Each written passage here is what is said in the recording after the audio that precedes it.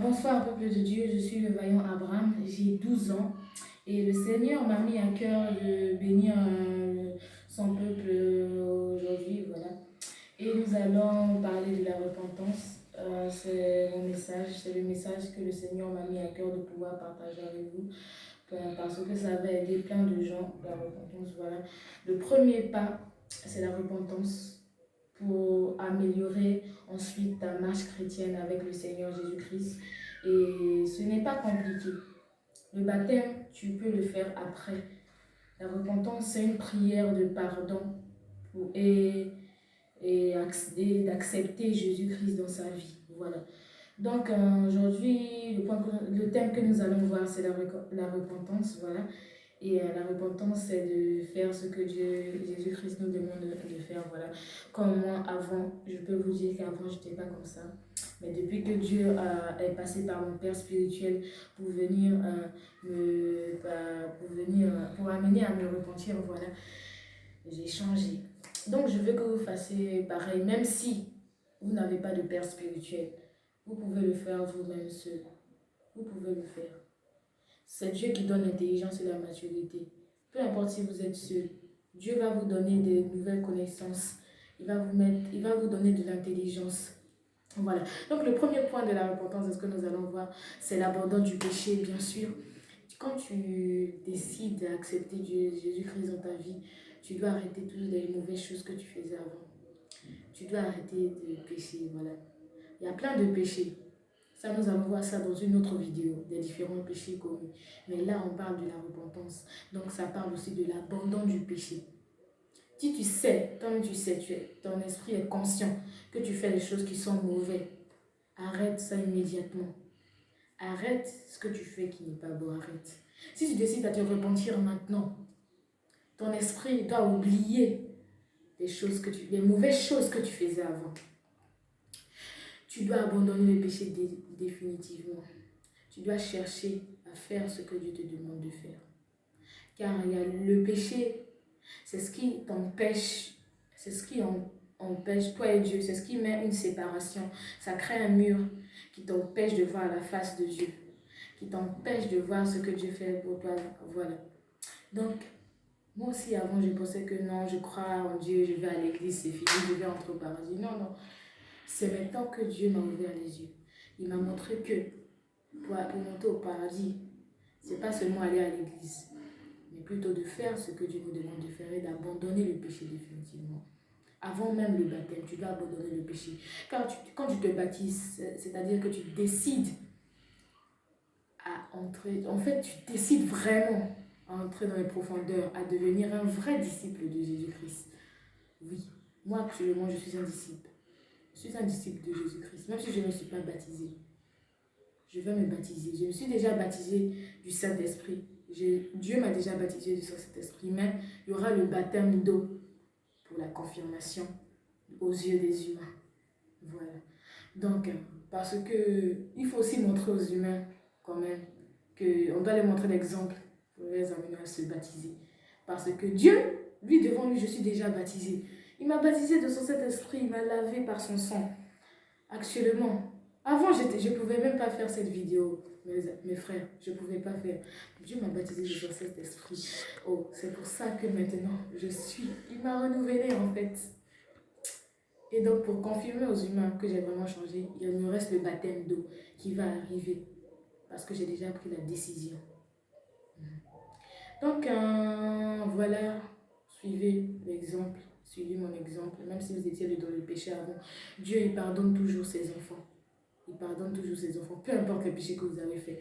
Demandez à Dieu de vous pardonner et faites ce que Dieu vous dit de faire. Abandonnez le péché. Et ça, c'est déjà un premier pas pour la repentance. Donc, le deuxième point que nous allons voir, c'est d'aimer Dieu. Tu dois faire la volonté de Dieu avec amour et non par obligation. Car quand tu te sens obligé, Dieu il voit ça. Dieu il voit dans nos cœurs. Il peut savoir si on est en colère ou bien on est joyeux. Donc, ce que j'essaie de vous dire, c'est que faites la volonté de Dieu par amour. Faites ce que Dieu vous dit de faire par amour et non par obligation. Car il y a des gens qui disent, oh non, j'ai pas envie d'aller en enfer, donc je vais faire ce que Dieu me dit de faire. Mais au fond d'eux, ils font ça, mais ils ne sont pas contents. Ils ne sont pas contents. Il y a des gens qui partent à l'église, mais c'est pas seulement parce qu'on les a invités ou bien le pasteur les a dit de venir chaque jour. Donc c'est quand ils se sentent obligés. Et parce que grâce à ça, ils vont aller au paradis. Quand tu dis que tu rentres, que tu te repentis, oublie les intérêts, oublie tout ça, paradis, tout ça. Ne pense pas à ça pour l'instant. Pense à t'améliorer davantage, à avancer dans ta marche chrétienne en faisant ce que Dieu te dit de faire par amour. Ne prends pas l'intérêt du paradis. Non, donc je vais m'obliger à faire ça parce que je vais aller au paradis. Non, non, non, non. Si tu te repentis maintenant, tu peux montrer l'exemple à ta famille. Ta famille aussi va se repentir. Oui. Et Dieu va te bénir, il va bénir ta famille. C'est comme ça. Et donc, ce que je veux vous faire comprendre dans ce deuxième point, c'est qu'il faut faire la volonté de Dieu avec amour et non par obligation et sans intérêt, bien sûr. Voilà, il ne faut pas faire la volonté de Dieu. Et puis, en fait, tu te repentis parce que tu as quelque chose derrière la tête, donc tu vas prier seulement pour ça à chaque fois, mais Dieu ne va pas exaucer ta prière parce que tu viens vers lui par intérêt, pas par amour. Voilà, donc. Le troisième point que nous allons voir, c'est l'amour envers les autres. Voilà, il y avait l'amour de Dieu, maintenant l'amour envers les autres. Aimez-vous les uns les autres, ça fait partie des 10 commandements. Donc, aimez-vous les uns les autres, ça veut dire, tu ne peux pas tuer ton frère, tu ne peux pas mentir à ton frère, tu ne peux pas taper ton frère, tu ne peux pas dire des choses qui sont mauvaises à ton frère. Donc, ça veut dire, tu dois mourir pour ton frère s'il le faut. Tu dois partager tout ce que tu as avec ton frère s'il le faut. Et Dieu te bénira. Quand tu partages, il ne faut pas t'inquiéter. Non, non. Parce que si Dieu voit que tu partages, mais tu t'inquiètes, il dit, je vais lui donner, je n'aurai rien à la fin. Non, non, non. Il n'y a pas, il n'y a pas ça. Je vous dis, mes frères, je vous le dis, ne vous inquiétez pas quand vous donnez quelque chose à votre frère. Ne vous inquiétez surtout pas. J'ai même fait l'expérience. J'ai donné plus de combien à mes amis, à les gens que je vois dans la rue. Et dans la même journée, je reçois encore plus.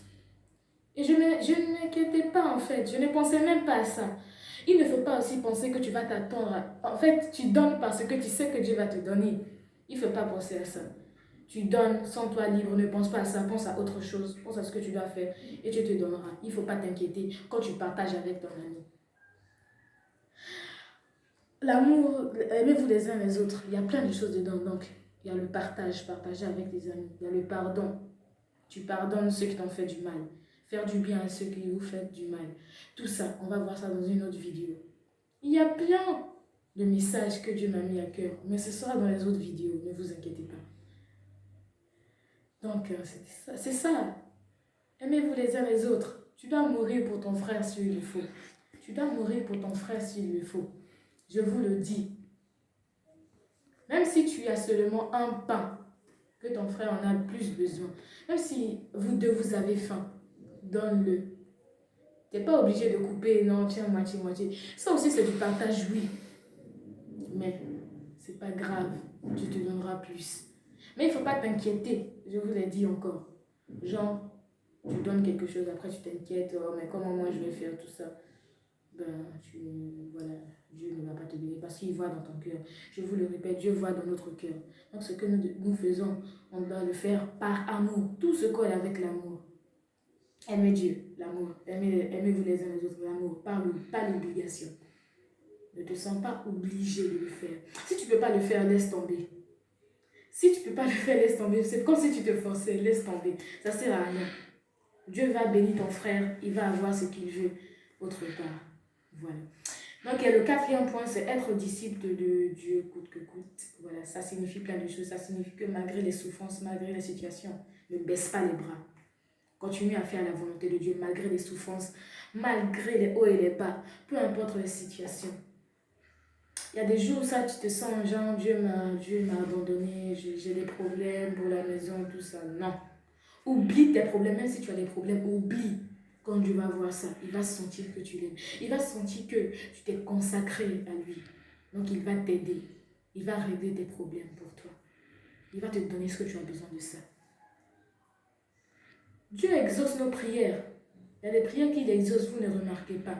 Il y a des prières, s'il n'exauce pas, c'est parce que toi qui fais la prière, tu es impur. Tu n'es pas bien, donc il n'exauce pas. Sinon, Dieu nous aime tous. Il exauce nos prières, peu importe le temps que ça va prendre. Moi, j'ai fait la remarque. Si je vous dis c'est parce que j'ai fait la remarque, je vais exaucer plein de mes prières. Et c'est maintenant que je remarque, parce que je me suis repentie. Oh Seigneur Jésus. Ah Seigneur Jésus. Je te bénis. Bénissez le Seigneur pour tout ce qu'il fait pour nous. Il a envoyé son Fils unique. Son Fils unique est mort à la croix pour nous, pour effacer nos péchés. Par son sang, il a effacé nos péchés. Bénissons-le. Donc voilà, je parlais de l'amour du prochain. Et il y a plein de choses. Il y a plein de choses. L'amour du prochain est disciple de Dieu coûte que coûte. Donc, disciple de Dieu coûte que coûte. Bon, les situations, je sais. Il y a des situations désagréables où tu as rien, tu es là, tu es dans les problèmes et tu te sens comme si Dieu t'avait abandonné, mais il ne t'a pas abandonné. Dieu souvent teste ton amour pour voir ce que tu vas faire. Et s'il te donne la chose que tu as besoin, est-ce que tu vas toujours faire ce qu'il te demande de faire? Car il y a d'autres, quand ils prient et puis Dieu donne ce qu'ils ont besoin, ils oublient de prier, c'est fini. C'est comme si pour eux la vie est gagnée. Mais après, ils retombent dans le même problème. Et cette fois-ci, quoi? Ils vont prier encore. Non. Dieu, il teste notre amour par plein de moyens. Il peut utiliser ta propre famille pour tester ton amour. Il peut utiliser plein de choses.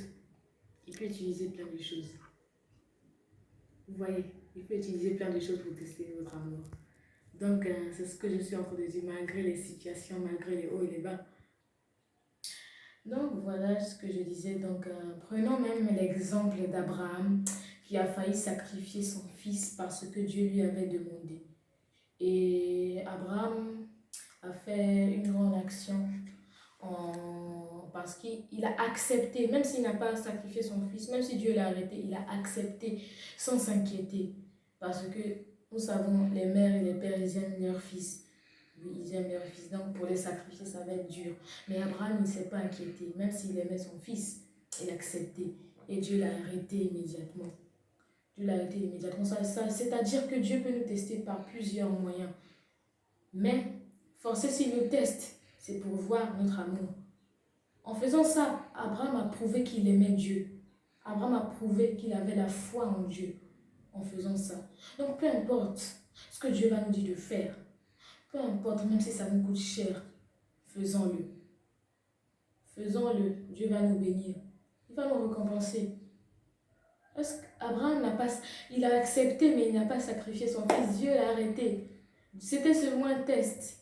C'est ce que je suis en train de vous dire. Ne vous inquiétez pas. Ne vous inquiétez pas. Donc, nous allons passer au 5e point, qui est la croissance spirituelle. Avant de rentrer dans les détails de la croissance spirituelle, prenons même une illustration d'un bébé qui naît de nouveau. N'est-ce pas? Si on ne lui donne pas le lait maternel, il ne va pas croître. Donc, ce que j'essaie de vous dire, c'est que si on veut grandir dans la spiritualité, nous devons lire la Bible, nous devons prier, nous devons avoir des moments de jeûne et des moments de prière, des prières élevées, genre, parce que tu ne peux pas dire que tu pries seulement 2 minutes et puis c'est fini, non. Prie. Dieu va toujours te donner des sujets. Continue, continue. C'est ce que j'essaie de vous dire. Donc, pour la croissance spirituelle, il faut la lecture de la Bible, la lecture biblique. Il faut la prière. Il faut la littérature chrétienne. La littérature chrétienne, c'est quoi? C'est un livre qui inspire, qui parle de ce que nous devons faire pour notre marche chrétienne. Il y a plein de titres de littérature chrétienne. Il y en a plein. Il y a certains, je peux vous donner des exemples comme l'amour et le pardon de Dieu. Ça, c'est une littérature chrétienne qui explique comment Dieu nous a pardonné malgré les péchés, tout ça. Voilà. Et il y a aussi d'autres littératures chrétiennes comme Disciples de Dieu coûte que coûte. Ça explique comment être disciple de Dieu malgré les situations. Donc ça peut vraiment vous aider. Voilà, les littératures chrétiennes, on peut trouver ça dans les bibliothèques. Vous demandez, voilà, ou bien si vous avez une occasion, voilà, s'il y a quelqu'un qui a ça, vous pouvez le demander et vous pouvez lire. Ça va vous apprendre plein de choses. Mais nous sommes en train de parler. La lecture, en fait, si tu veux avoir l'intelligence, il faut beaucoup lire la Bible. C'est Dieu qui donne l'intelligence. Mais si tu veux que Dieu te donne l'intelligence, lis la Bible. Lis la Bible. Si tu veux que Dieu te donne l'intelligence, il faut lire la Bible. Et quand je dis de lire la Bible, ce n'est pas de lire un verset par jour, non. Tu peux lire au moins 3 chapitres par jour, c'est quelque chose. Tu peux lire même 5, ça dépend des inspirations que tu as. Mais quand tu lis la Bible, il faut beaucoup lire la Bible, c'est ce qui va te rendre intelligent. Prenons l'illustration de quelqu'un qui a des petits muscles. Maintenant, n'est-ce pas que s'il il continue à faire de la musculation, il va devenir plus musclé. Donc, c'est ce que nous devons savoir. Si nous aussi, nous voulons devenir intelligents, nous devons grandir dans la spiritualité, nous voulons avancer dans notre marche chrétienne, nous devons faire ce que Dieu nous dit de faire, lire la Bible, lire la littérature chrétienne, prier. La prière, c'est important, ça nous permet de communiquer avec le Seigneur jour et nuit. Tu dois prier quand tu te réveilles, avant de manger, avant de dormir. Les moments libres, tu peux prier. Tu peux prier quand tu finis de lire ta Bible, quand tu finis de lire la littérature chrétienne. Dans les moments de jeûne, tu peux prier. Et quand on fait un jeûne, en fait, le jeûne, il ne faut pas faire ça au hasard, parce que le hasard n'existe pas, bien sûr. Le hasard, c'est seulement un mot, mais il n'y a rien qui se fait au hasard. Le jeûne, quand tu le fais, ça doit être pour une raison. Chacun peut avoir ses raisons. Chacun peut avoir une raison pour laquelle il veut jeûner. Et ça dépend de toi, de combien de jours tu vas jeûner. Même si c'est un jour, ça reste un jeûne. Ça reste un jeûne. Donc ici, voilà, si vous me comprenez bien, c'est que pour avoir l'intelligence, comme c'est Dieu qui le donne, nous devons faire ce qu'il nous dit de faire, comme lire la Bible, lire la littérature chrétienne, jeûner, prier. Nous pouvons même sortir évangéliser. Ça aussi, ça fait partie de tout ça. Parce que c'est comme si ce que Dieu nous a appris pendant que nous sommes en train de lire notre Bible, on le transmet aussi aux autres. Voilà, c'est comme ça. Notre connaissance spirituelle, on le transmet aussi aux autres en les évangélisant, en les expliquant. Donc voilà, ça c'était le 5e point. Donc je veux vous dire de travailler dur. Peu importe le temps, parce que souvent aussi il y a la fatigue qui existe, oui. Il y a les attaques des faiblesses, mais il faut prier pour chasser les esprits qui vont essayer de vous empêcher de pouvoir faire ce que Dieu vous demande de faire. Surtout la lecture biblique, prière. Donc, on va voir le 6e et dernier point. Bon, je tiens quand même à vous dire que ce n'est pas le dernier point. Je vais faire une autre vidéo de la suite de ce message. Mais ce ne sera pas aujourd'hui, voilà. Bon, ne vous inquiétez pas. Bien sûr, je vais faire cette vidéo. Voilà, donc, disons que c'est moi que vous allez plus voir dans les vidéos. Voilà, donc... la suite, je vais faire ça après, mais voilà, le 6e point, nous allons travailler dessus, c'est l'obéissance envers Dieu. Donc, l'obéissance envers Dieu, ça signifie plein de choses. Ça va dans le même contexte des points que nous avons vus avant. Dieu nous a demandé, nous a commandé de nous aimer les uns les autres. Nous devons lui obéir. Il nous a dit de faire sa volonté, nous devons lui obéir. En fait, il y a plein de choses. Je ne sais pas comment vous expliquer. Mes frères et sœurs, choisissez le Seigneur Jésus-Christ. Obéissez-le. Quand tu dis que tu t'es repenti, ce n'est pas seulement aller à l'église et puis venir prier une prière de 3 minutes et puis tu dis non, non, non. Quand tu aimes Dieu, tu obéis. Tu obéis à ce qu'il te dit de faire, même si ça te coûte cher. Dieu a envoyé son Fils unique pour nous sauver. Ça, c'est plus précieux que tout. Sacrifier son Fils unique. C'est plus précieux que tout. Nous, ce que Dieu nous demande de faire, il y a des choses qu'il nous demande de faire, c'est simple, mais nous ne voulons pas en fait faire. Pourquoi? Pourquoi vous ne voulez pas faire ce que Dieu vous demande de faire? Pourquoi? Mes frères et sœurs, repentez-vous. Oui. Dieu m'a mis à cœur de vous amener à vous repentir. Et que tous ceux qui vont se repentir actuellement me le disent en commentaire. Donc c'était le message, la moitié du message de ce jour. Et comme je disais dans une autre vidéo, nous allons faire la suite. Bon, précisément, je vais faire la suite de ce message, voilà. Donc, je vais prier pour tous ceux qui ont regardé cette vidéo, pour que Dieu leur donne la force, pour que Dieu les amène à se repentir. Seigneur Jésus, je prie, Seigneur Jésus, pour que tu accordes, Seigneur Jésus, la force, Seigneur Jésus, à tous ceux qui ont regardé cette vidéo, de se repentir, Seigneur Jésus, immédiatement. Que tu leur donnes l'inspiration, Seigneur Jésus, de faire ta volonté, de t'obéir et d'être tes disciples coûte que coûte, Seigneur Jésus. Emmène-les à se repentir ce jour-ci, Seigneur Jésus. Apprends-les, Seigneur Jésus, les bases, Seigneur Jésus, de la repentance, Seigneur Jésus. Donne la force de toujours faire ta volonté, Seigneur Jésus. Peu importe les prix qu'ils vont payer, Seigneur Jésus. Je prie, Seigneur Jésus, pour que tu les donnes la force de pouvoir se repentir. Et que tu les gardes, Seigneur Jésus. Que tu les bénisses, Seigneur Jésus. Dans le nom de Jésus-Christ que j'ai prié. Amen. Donc, voilà, comme je le disais, pour les petites informations, je fais une vidéo chaque semaine. Chaque semaine, donc dans une semaine, une vidéo. Donc sur 7 jours, une vidéo. Et aussi, si vous avez aimé ma vidéo, n'oubliez pas de lâcher un pouce bleu. Et si vous êtes repenti, dites-le moi en commentaire. Je veux savoir tous les gens qui se sont repentis. Et aussi, si vous voulez recevoir les autres vidéos et que vous voulez suivre mes enseignements, abonnez-vous, mettre la cloche de notification pour recevoir toutes les vidéos que je vais faire sans hésitation. Ok, donc c'était ça. Je vous salue, peuple de Dieu, et donc je vous dis à bientôt pour une nouvelle vidéo. Que le Seigneur vous protège.